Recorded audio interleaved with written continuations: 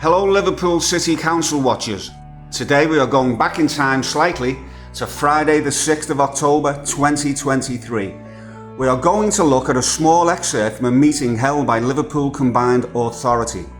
This meeting features our current Metro Mayor Steve Rotherham, who's held this position since 2017, currently up for re-election, and Councillor Paul Stewart, another long-term Labour councillor since 2016. Agenda point we are revisiting today is entitled Wireless Connectivity.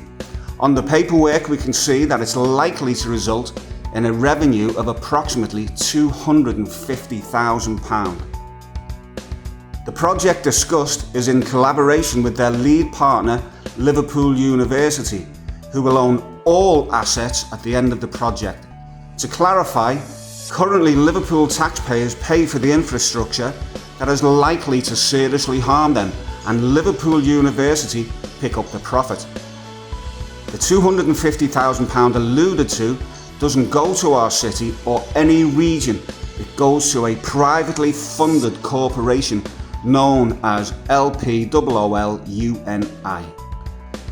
Further interesting partnerships mentioned including LCA, Liverpool School of Tropical Medicine Vaccine Research, Pfizer and SciTech Quantum Computing in Daresbury.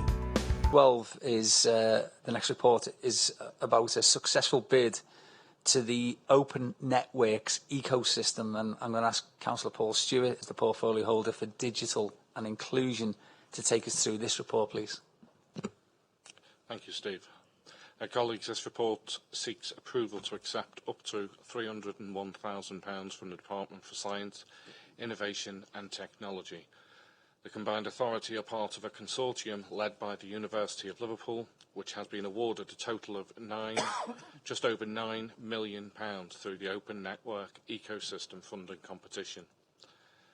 The funding will be used to deliver an innovative trial which will aim to develop low-cost, power-efficient, unobstructed 5G technology, which will address the problems of poor signal and at locations where demand for data is very high across the city region. The project team will work closely with colleagues across our 6 local authorities to identify the locations this groundbreaking technology will be trialled first. The trial is also strongly aligned to our innovation prospectus and our shared ambition to invest 5% of our GVA in R&D. Building on the city region's strength in the digital sector, we are fast becoming UK's most digitally connected region. LCR Connect is scheduled to complete in December. This is 214 kilometres of full fibre network, which will connect businesses and many public sector partners, creating jobs and attracting inward investment into the city region. I'm pleased to be able to report that LCR Connect won the award for Best Project Rollout at the prestigious Connected Britain Digital Industry Awards in the last couple of weeks. It is also vital that we are not only building the world-leading digital connectivity our businesses and residents need, but making sure that all our residents can access it. Over the summer, a scheme was launched to provide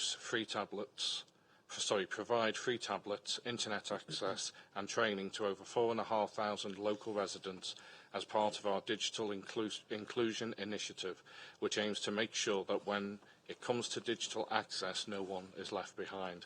Colleagues, I commend these recommendations. Anyone else on digital?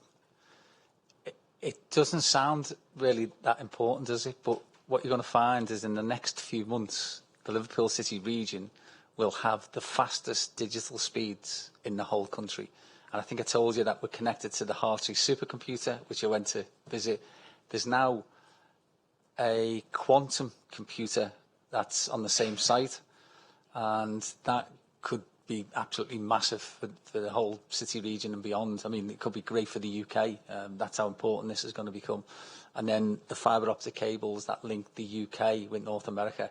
At Tory Party conference, I spoke to some investors, fintech investors, and they were blown away that we've got between a 4 and 6 millisecond advantage in speeds to North America. It sounds silly to people when you talk about milliseconds, but for complicated algorithms, it's really, really important. And they are now thinking about investing here rather than Shoreditch, which is in London. If we had better rail connectivity, who knows where we could go to. Okay, so, but it really is important to us. Thanks for that, Paul. Can we agree the recommendations and they're set out on page 339 of the report? Okay, so that was back in 2023, and they discussed 5G open network, and it was titled Wireless Connectivity for the City Region. Councillor Stewart was introduced as policyholder, and he went on to put forward a motion for LCA to accept up to £301,000 grant from Department of Science, Innovation and Technology. He stated that Liverpool University had gained just over £9 million for open network ecosystem funding. Liverpool City Region Connect will run 214 kilometres full fibre network from December 2023, along with the £19 million grant. Liverpool University will snatch more profit. A shared innovation perspective consortium who wish to invest 5% GVA in RDA, I'm going to say that's gross value added, and regional development agencies. LCA have connected us up to the super quantum computer known as JADE in Daresbury, Warrington. So, in order for a private corporation to gain grants and make profits, we are hooked up to something that has been proven harmful and even deadly when exposed to any natural life force. Please don't take our word for it. We have linked credible resources for you to increase knowledge of the topic. LCA and their cohorts tell us that this means Liverpool will be the fastest connector in the UK and can connect quicker in areas of high demand like schools, care homes, supermarkets, nightclubs, football matches, etc. Our most vulnerable of society, our elderly and our children, are the most susceptible, as their skin and bones are much thinner, their brains more fluid, and children likely to be subject to a lifetime of exposure. We let this happen? It's on our toes. Government ministers tell us 5G is safe. Hearsay, gaslighting, ignorance, malfeasance. Many of these government department staff, etc., have been shown evidence that this technology damages DNA chromosomes. RF microwave radiation is widely recognised as a Class 2B carcinogen. Masts emit pulsed micro radiation.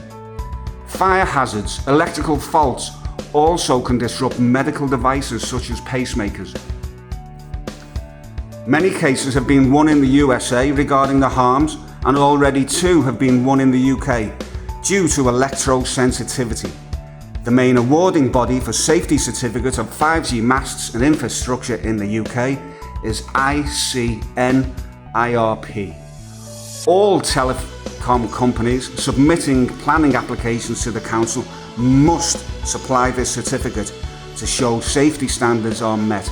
Several councils' planning docs for 5G tech have been submitted by companies that don't exist and using fraudulent docs. A more detailed explanation of this will be following shortly. The charity Radiation Research previously put in FOI to the government asking who insures against harm or death, etc. Who has the public liability insurance? After some delay exchanging emails, the government had to admit they don't know who insures it. When harms and loss of life are awarded in court for 5D radiation, the taxpayer covers costs, whilst corporations gain profit. Perhaps Councillor Stewart would be better used being a policyholder for insurance against harmful radiation than one for a consortium that scavenges off the sweat and toil of us Scousers.